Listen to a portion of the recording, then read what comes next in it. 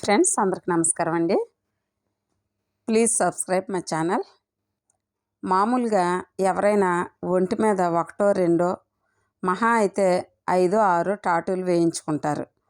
కానీ రష్యాకు చెందిన యాడమ్ కర్లీకేల్ మాత్రం 90% ఒంటిని టాటూలతోనే నింపేశాడు. తెల్లటి మనిషి కాస్త నలుపు రంగులోకి మారిపోయాడు.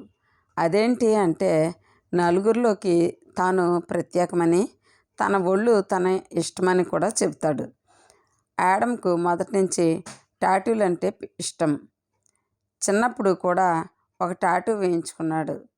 తన 22వ ఏట పెద్ద పేగు క్యాన్సర్ బారిన పడ్డాడు.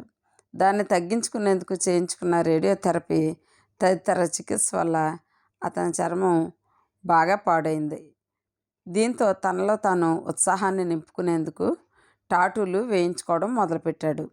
అలా ఇప్పటి వరకు 90% పైగా ఒంటిని టాటూలతో నింపేశారు.